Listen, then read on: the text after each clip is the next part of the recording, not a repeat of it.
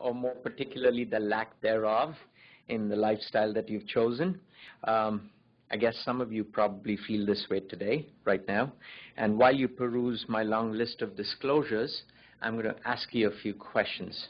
Do you think that if you got 5 hours of sleep each night for 7 nights, you'd be sleep deprived and not function well? Probably, yeah. Yeah?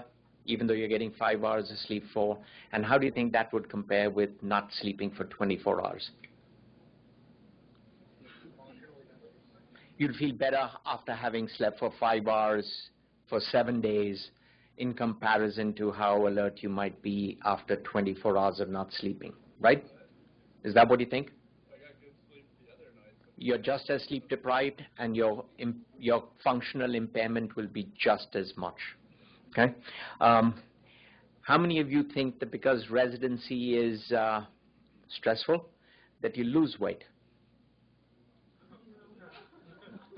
You actually gain weight when you're sleep deprived. How many of you would be able to tell your attending, or if your attendings would be able to admit to being too sleepy to function?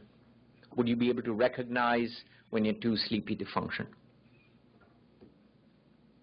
Right? You think? You'd be nodding off. Okay, we'll talk about that. And what's the greatest documented risk to residents during residency on account of sleep loss? Driving, traffic accidents, right? And finally, one last question. How many of you actually religiously protect your sleep time? That means switch off your phones and do anything that you need to do to get your 7 hours of sleep each night. How many of you? And do you think it's going to get better when you become an attending? Yes. Yeah, right. I can tell you it doesn't. Okay, so these are the learning objectives of this Safer talk. Figure out what puts you at risk for sleepiness, show you how to recognize it, how to deal with it, and challenge some of your misconceptions about sleep, although I think you don't have too many misconceptions based on the questions you've already answered. Who's this? He said he never needed more than 5 hours of sleep, but you can see that picture shows he's sleeping. I'll give you a clue. He invented night shift. Sorry? He's Thomas Alva Edison. He's credited incorrectly with having designed the light bulb, but every picture you see of him, he's sleeping, even though he claims not to need any, and he even had this in his office, which I can tell you I wish I had place for a bed in my office. And this is Nick Holoniak. He's the inventor of the LED, which now has superseded the light bulb and keeps us awake with all the iPhones and PDAs and cell phones, etc., that we like to peruse at night. Anyway, so what makes us sleepy? Those of you who've rounded with me know that I like to call ATP the molecular currency of life, right? Because you need ATP for everything. So as your brain stays awake, it uses up ATP. ATP is then broken down as a result of its use to provide energy into adenosine. And adenosine activates alpha-1 and 2 alpha receptors. And those receptors block dopamine, and that makes us sleepy. So the longer you're awake, the cumulative amount of adenosine in your brain increases. And once you fall asleep, that adenosine then gets converted back to ATP, and you progressively wake up as your adenosine stops blocking those receptors, okay? Activating those receptors. Now, coffee acts to block the effect of adenosine on the alpha-1 and 2 alpha receptors. So in other words, adenosine may build up in your brain because your brain is functioning, but it cannot stimulate dopamine when it actually binds to those receptors. But on the other hand, when you drink coffee, coffee blocks that effect, dopamine increases, and you stay alert temporarily after the effect of coffee. Does that make sense? And anybody know how much caffeine there is in a cup of coffee?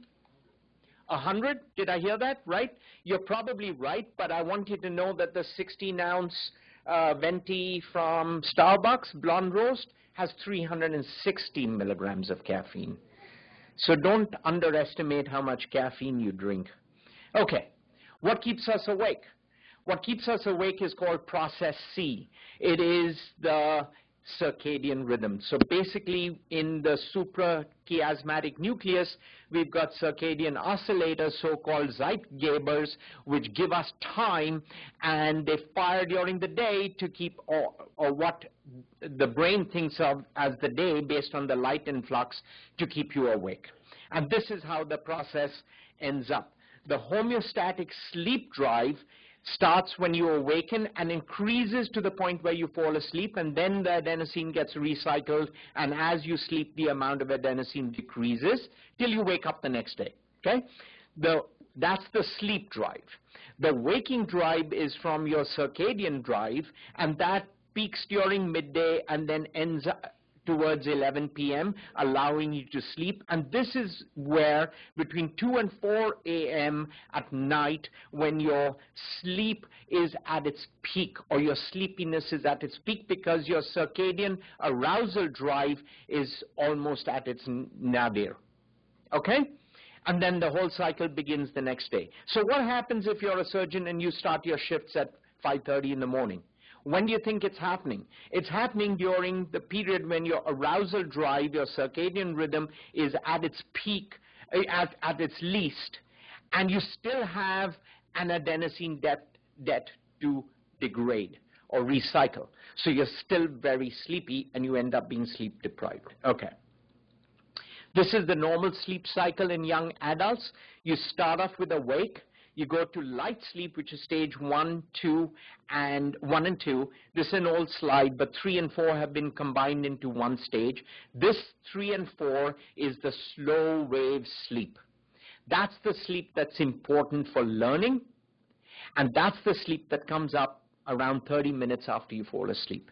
And in the first part of the night, you have 2, sometimes 3 stages of slow wave sleep here and here, but towards the end of the night, or the latter half of the night, there's more REM sleep, which is dreaming.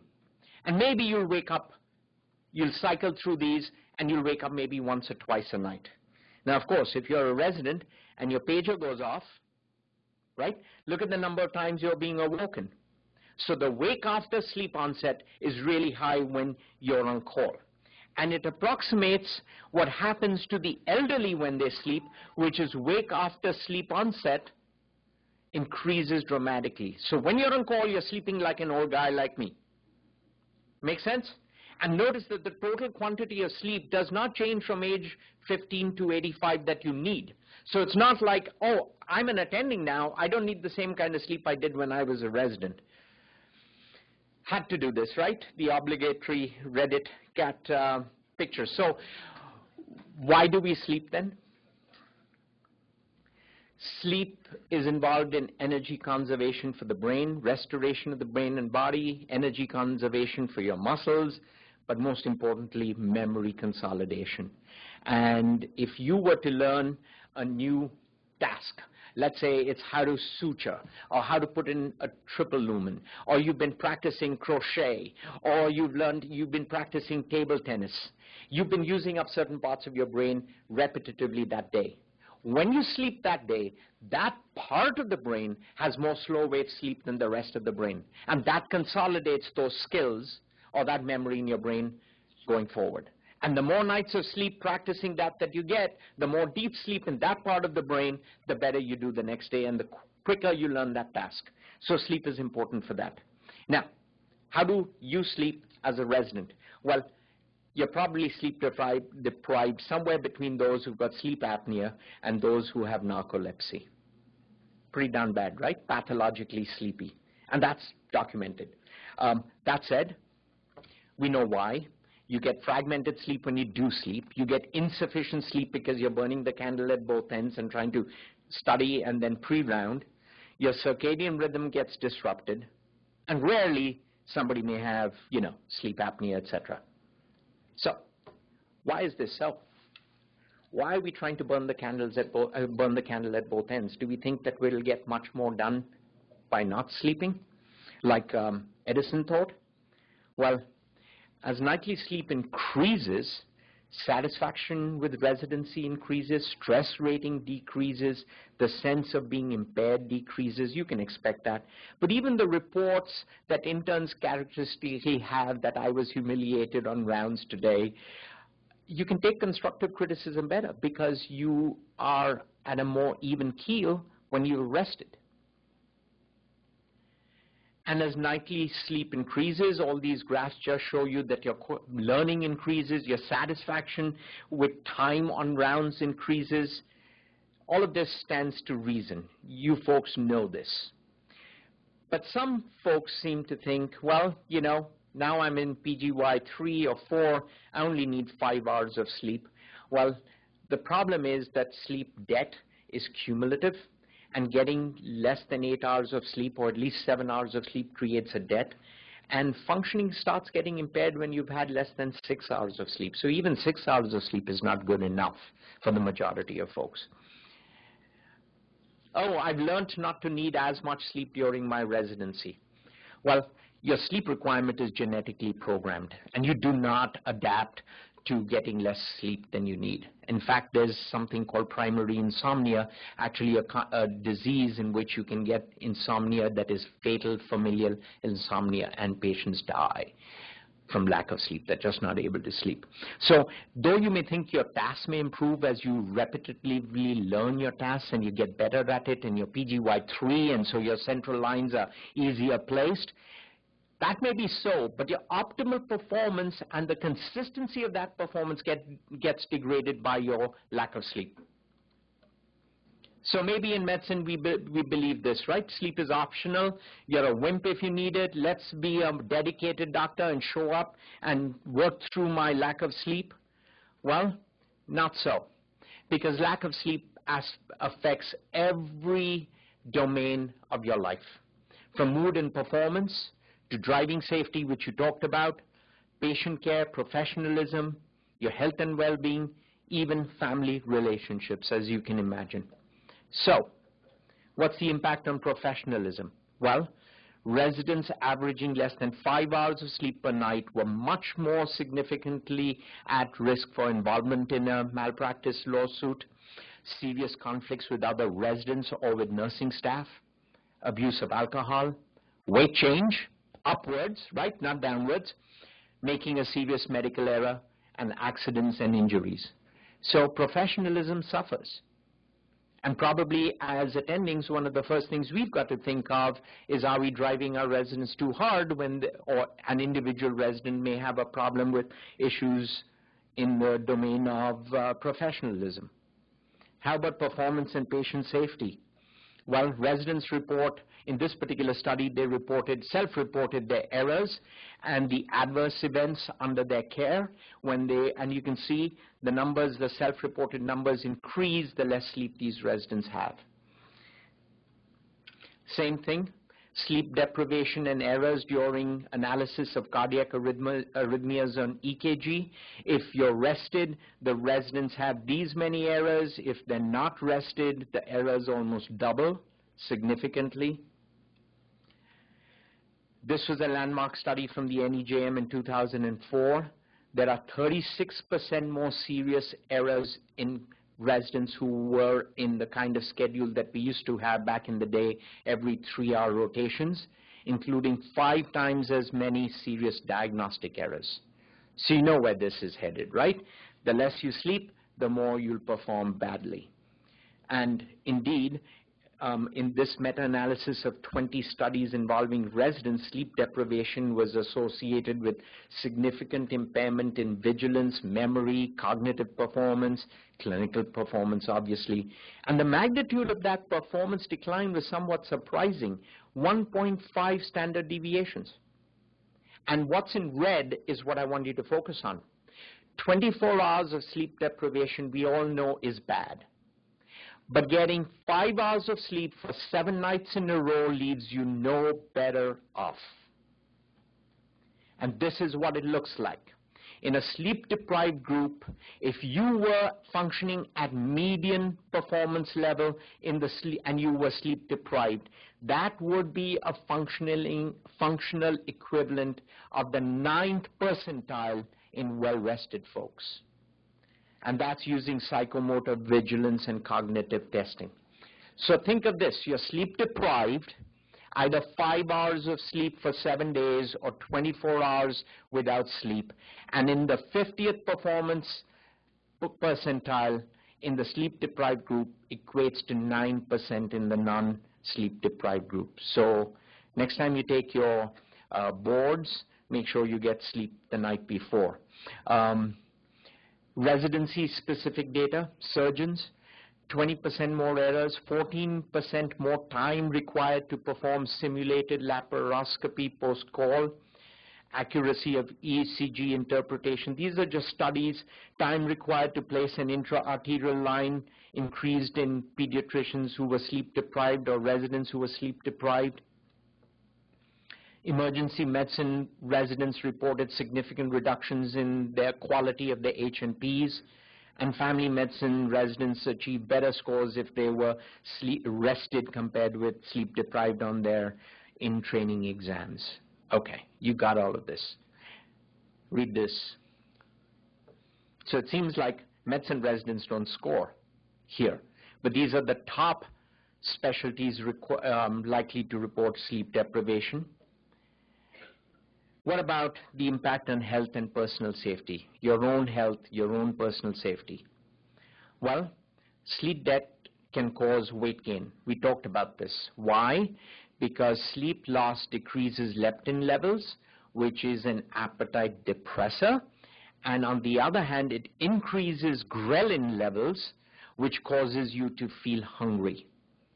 I don't know about you, but when I'm on at night, I'm constantly snacking, and thank God for the doctor's lounge. But that's what happens. And after a week, I've probably put on a few pounds. It's that quick and that fast, and this is the reason. But there's something else for you to know, and that is that chronic sleep deprivation causes hypertension, cardiovascular events. In women, breast cancer is much more common in women who work night shifts. And the incidence of cancer increases in perpetual night shift workers. What about depression and burnout rates? Oh, pregnancy complications. In women, residents from sleep deprivation and fatigue, resident depression increases from 4 to 30% in 1 year, and 3/4 of residents report burnout symptoms. So our job as attendings is the converse. You see this, and you think, wait, maybe there's sleep deprivation acting here. Oh, I've got this slide. Hypertension, MI, strokes, high cholesterol, impotence, shortened lifespan from sleep deprivation, and decreased immunity, cancer, and breast cancer. Okay. What about drowsing? Take a look at this slide.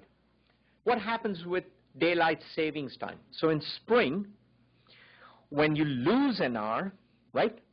This is the Monday before the time change, and this is the Monday immediately following the time change that occurs on Sunday. The accident frequency increases nationally by 8%. 1 hour of sleep lost. And you had ample opportunity to sleep earlier to protect against it. 1 hour. And then in fall, when you get that extra hour of sleep, the accident frequency reduces by approximately 8%, although fall accidents are higher than springtime accidents. Don't ask me why. So, what about for you guys, residents? 8.8% increased monthly risk of any motor vehicle crash after an extended duration work shift. 16% increased monthly risk of a motor vehicle crash on the way home or way to work. And that's a lot of residents that they sampled to get this data. How many of you have driven home and not forgotten how you got there? Yep. I'll give you an anecdote. I trained as an ICU physician. I don't need sleep, right? I love it when it's active and I can be saving lives, et cetera, et cetera. I hated the idea of doing a fellowship in sleep medicine. Now I'm a board-certified sleep doctor, but that's because I got involved as a subject, as a volunteer subject in a study in which they tried to create sleep fractionation. So I went to sleep with all the headgear on, and I was getting my polysomnogram, and every time I fell off to sleep, somebody was monitoring my EEG, and there'd be a speaker next to the bed which would ring a tone in my ear. Okay, so I go to sleep, bang, the tone, I wake up. Not loud enough for me to sit up and be awake, but just enough to wake up and get out of sleep. That happened, I don't know, 300 times during that 8-hour period of sleep. So the next day, I wake up, and I say, wow, did I finish this test? And I get into my car, and I don't know how I got home. Big mistake, right? But I got home. After that, how do you think I slept the next night? Any guess? Really well? For the next 4 nights, I could not sleep. Every time I fell off to sleep, I'd hear that tone in my ear. And so that made me think, hey, sleep medicine is pretty cool. So I went on and got board certified. But that tells you that your phone ringing, your pager going off, these are not things you recover from the next day, even after 1 hour of sleep or 1 full day of sleep. It takes a while. Now, the legal implications of driving while asleep. If you haven't slept for 24 consecutive hours and you drive home, in New Jersey, that's explicitly considered reckless driving. And drowsy driving may become a felony. And there are many high-profile cases in courts which accuse the hospital of letting you drive home and you getting involved in a fatigue-related crash. So here, our GME will pay for a one-way ticket by Uber to go home if you need it. Let's ask. It's better than getting your insurance rates jacked up from a crash that you may or may almost have had. So how do you recognize being sleepy? I guess you know all of this. Drifting from your lane, not remembering where you were driving, closing your eyes at stoplights. So what works when that happens? Pull over and nap at a safe place. Easier said than done. Pull over and get someone to pick you up. Or better yet, don't drive. Ask for the GME to pay for your one-way Uber ticket. What doesn't work? Oh, you know, turn the radio up, cold air. Okay.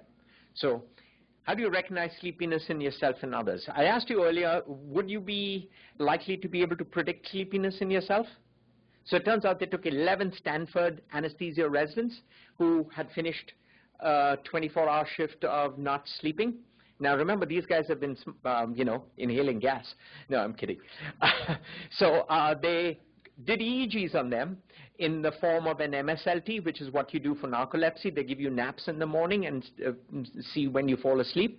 5-minute nap, then they wake you up and you're given time to go for another 5-minute nap, then they wake you up. And guess how many people even recognized that they were asleep out of those 11 residents? 49%. So 5 of them recognized that they had fallen off to sleep. The others thought, I'm still awake during those 5-minute nap periods. So when you think you can tell how tired you are and you're not functioning up to par, the fact is the sleepier you are, the less accurate your perception of the degree of impairment. Isn't it like at a bar? The more drunk you are, the more likely you are to think you can drive home safely. Sleep deprivation is equivalent to drunken driving. And you can fall asleep with micro-sleeps. So what are micro-sleeps? You know, when I'm giving this talk and I see some of you nod off like that, that's a micro-sleep. What happens is sleep, even for a few seconds, intrudes into consciousness. And your head nods, you may have drooping eyelids, you may have an absent seizure where you don't know what I just spoke. And of course, when you're driving or doing procedures, that's dangerous. But this is a study in which, in the blue, were residents who were working on that traditional every 3-hour, Q3, Q4-hour shift schedule, and then they went to interventional schedule that matches what the GME allows now. And these are attentional failures during their work in the night shift while they were ambulating and working and attending to patients per hour. And you can see that here, the traditional schedule, as a group, the number of attentional failures. Now, how did they measure attentional failures? All these guys had EEG leads and extraoculogram leads, which would allow you to recognize when slow rolling eye motions kick in, which is stage 1 of sleep. So all these folks, while they were awake and working in the ICU, had microsleeps. And after they entered the remedial schedule, look, the numbers as a group came down. And look at the change in individual values. Although I got to admit, 7 out of 20 actually did better on the traditional schedule. Don't know why. They didn't have as many microsleeps. Okay. So falling asleep in conferences, feeling restless and irritable, having to check your work repeatedly, not being able to focus, and that sense of nihilism. I don't care. That's sleep deprivation sometimes. So how do we manage alertness? Now remember one thing. In your residency, you're never going to be fully rested. I know. It's what we chose for our lifestyle. But that doesn't mean we can't do better. And we can manage it. So is the answer coffee? Well, let's look at dolphins. Do you know what dolphins do? They have unihemispheric sleep. They switch off one side of the brain. That side is sleeping. The other side is fully active, doing echolocation. And this echolocation, it's in this, I don't know if you can see this blue box here. They can maintain continuous vigilance for at least 15 days. That's why the Navy recruits them, right? Because they can be asleep and yet be functioning for 15 days at a time, constantly echolocating. And if the the tide goes out a different way and they've got to swim against it, they can do all that. Now, I wish we could during residency, but what do we do when we can't, since we're not dolphins? Well, this is probably the most important slide of all. You know you're going to be sleep deprived when you're on call. You know you're going to have that problem. Don't start off with a sleep debt. That means you get your rest and you protect it. Protect yourself against your spouse, against your significant other, against your baby, against your pet, against your social text messages and social media. Get that 7 hours of sleep before you even go into call. If you don't do that, you're starting off on the back foot. Healthy sleep habits. Recognize that sleep needs are non-negotiable. Go to bed, keep a sleep schedule, develop a pre-sleep relaxation routine, but most of all, what I said in red. Enlist your family and friends and pets and everybody else and your entire social group and say, I'm off from X time to X time. It helps to have a cooler sleep temperature. Of course, blackout curtains are wonderful, otherwise a sleep mask, and earplugs. Don't go to bed hungry, but don't go to bed having just eaten a meal. Get your exercise, but don't get your exercise just before you go to sleep, which is all very good. And, it's nice to be able to tell you this, but when you work for 12 hours and you get home at 7 p.m. and you've got to be back at 5:30 the next day, you're not going to get a lot of exercise in, which contributes to the weight gain. Avoid using alcohol. It induces sleep onset but disrupts sleep later on. So in other words, what happens with alcohol? It gets you off to sleep, but here's the kicker. After it's metabolized, you go into a mini DTs that same night. And you get hypervigilant and you wake up and you can't go back to sleep. That's your withdrawal from alcohol, which doesn't occur after you're habitually used to drinking alcohol only. It occurs every single time you drink, that you go into mini DTs, if you will, in a few hours after the alcohol is metabolized. So remember that when you're out at a bar and you got to work the next day. Okay. So should we nap? How many of you feel that when you nap, you just wake up more discombobulated? Yep. Anybody else? Okay. So I used to hate napping. for that reason until I became a sleep doctor and I got smarter. Sorry. Some sleep is always better than no sleep, and how you manage your naps matters. Now, remember this sleep cycle. See where slow wave sleep starts in about 30 minutes after you first go to sleep, in the earlier part of the night. But what if you're sleep deprived? If you're sleep deprived and you're sleeping at 4 a.m., then your slow wave sleep will probably happen within 30 minutes or maybe 20 minutes. And so if you wake up from slow wave sleep, then you're much more likely to have something called sleep inertia. And what is sleep inertia? You wake up as if your brain is in a fog. I would, and this is why I stopped napping when I was a resident, I would know all my patients. At that time, we used to have 6 admissions a night, and you cross-covered, and every 4th day you changed lines in everybody in the ICU because we used to believe that reduces the risk of infection. So I'd been up all night, and then 5 o'clock, everything's quiet. I know my patients. I'm ready to present on rounds. I sleep from 5 to 6, and it's as if my brain has been wiped clean. I don't remember a single detail about most of my patients who had that I'm going to have to present on rounds. Why? Now I know that it's because I went to sleep for about an hour and a half at 5 o'clock in the morning, sleep deprived, and then when I woke up at 6:45 or 6:30, I was waking up with my brain in a fog, the so-called sleep inertia. What I didn't know is there's a way to fix it. Of course I would drink coffee. Of course I would expose myself to bright light and splash cold water in my face. That was Detroit. All you got was cold water and cold air, and the air conditioning didn't work back in the day. The heat didn't work back in the day when I was in the ICU. But there's another trick.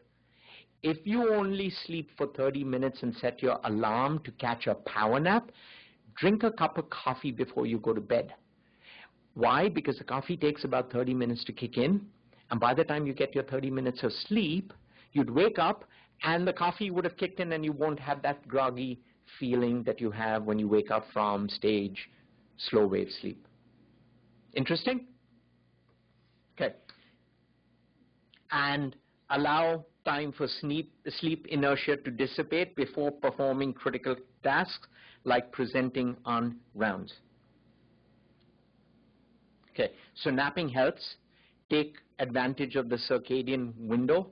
That's the period when you should try to get your nap, because you're really going to be able to fall asleep in the 30 minutes that you have or the 45 minutes that you have. You'll be able to fall asleep pretty fast because your homeostatic sleep drive is still present and your arousal or circadian awakening drive is at its minimum. I told you about coffee. It takes about 30 minutes to kick in, 15 to 30 minutes. Its half-life is about 3 to 7 hours, so please don't drink coffee after 2 p.m. if you're planning to sleep that particular night and try to catch up on your sleep. In the morning it's fine, in the afternoon it's fine, not after 2 p.m. It can still last till 7 hours. Added to 2 p.m. is 9 p.m., which is bedtime, and then individual variation, you may not be able to sleep. Okay. Can you adapt to night shifts? Oh, I get used to it right away. That's not true. It takes about a week to get fully adjusted. And then, guess what? Your night shift week is over.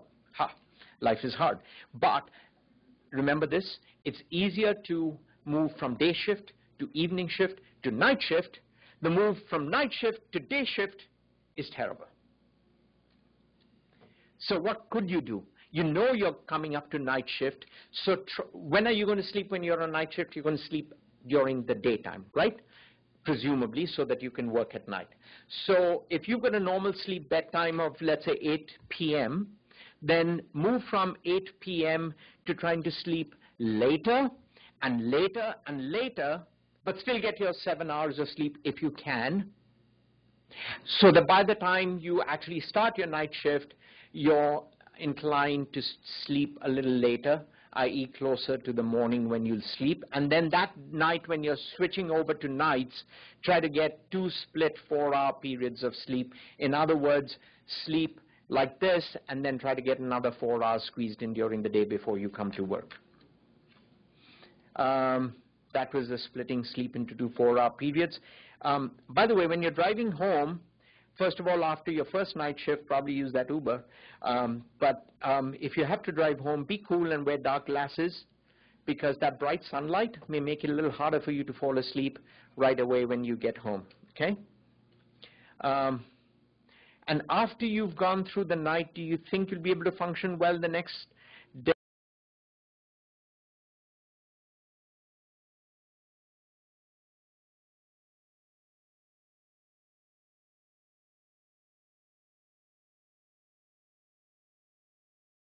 I showed you that that's not true. Recovery takes a lot longer, sometimes up to at least 2 nights of sleep and sometimes up to a week. Now, I know as an institution we can do better. Every institution can do better, but some countries have enacted rules. In the U.S., we've said truckers shouldn't stay awake, shouldn't drive for more than 11 hours. Pilots, 8 hours maximum flying over a 24-hour period. Train engineers, 12-hour shifts. Nuclear power plant workers, 12-hour shifts. But of course, because we deal with live human beings, 24 hours is fine. Well, 16 hours is fine. Maybe not. Now, in Europe, they've got directives. Maximum 48 to 56 hours per week. I would love to work in England. Downside? You don't get paid as much. You get paid for what you do. And so your salaries in Europe are less. But for the residents in New Zealand, for example, maximum 72 hours, not 80. And of course, they've got the same 16 consecutive hours of sleep. Okay. You know about the 2010 ACGME duty hour standards? One thing that the institution can do, apart from, see, the free one-way ticket, right, to home, but we can also avoid doing procedures when you're sleep deprived. So on our service, we don't let our attendings work for 24 hours in a row. I think it's happened once since I've been here, so that we don't put ourselves and our patients at risk. And I think that works for you guys too. Just because it's nearly 7 o'clock doesn't mean you've got to do a line. Let the morning crew do the line for you, or whatever it is equivalent. Delay your high-risk procedures till you're well rested. And the most important things we can do as an institution is create a culture of support for sleep. Now, that doesn't mean that we provide you beds for you to nap during noon conference, but it does mean that you work on sleeping and we support you when you are not well rested. But of course, if you're constantly doing that, then we've got to intervene and find out why you're burning the candle on both ends. Just routine stuff that happens now once we've adopted these new measures. Bottom line, drowsiness, sleepiness, fatigue cannot be eliminated, but it can be managed. And this is from the American College of Surgeons. Patients have a right to expect a healthy, alert, responsible, and responsive physician. And this is a statement in January 2020 by myself. Providers have a right to experience a healthy, alert, well-rested, and highly functional life. This is a handout that you should ask your GME for. That's what it looks like. I couldn't copy the whole page. There's 2 pages of this. But it's an excellent handout with step-by-step things that you can do, which I've covered most of them, but this at least can serve as a reminder. So when you step out of here, if they don't have these handouts, ask your GME for the how to recognize sleep deprivation and fatigue handout. Now you can go back to sleep. Any questions? Yes, sir. So melatonin has not, there's a slide that was on this that I, in the interest of time, reduced, but melatonin has not been that useful when used by residents. Melatonin has it synchronizes with your own circadian rhythm, and when you use it to sleep, you have to know when your time of what is called the daily melatonin nadir. The lowest level of melatonin is for you, because if you use it late, it advances sleep onset, and if you use it too early, it can delay sleep onset and make you sleep later. So it's got to be adjusted relatively scientifically, and when we take it over the counter, and residents have taken it over the counter, it's not been that effective. Probably more placebo, but placebo matters too when you're, trying to catch up on your sleep. So, but the answer is, scientifically, you've got to time it right. And they do so by actually, it's not yet known how to do it, but in research studies, they check your melatonin levels in the saliva, plot it out over a 24 period, find your time of lowest melatonin, and then give it before or after, depending on whether you want to advance or delay your sleep onset. And we use it in the ICU nowadays. And by the way, what dose of melatonin are you using in the ICU?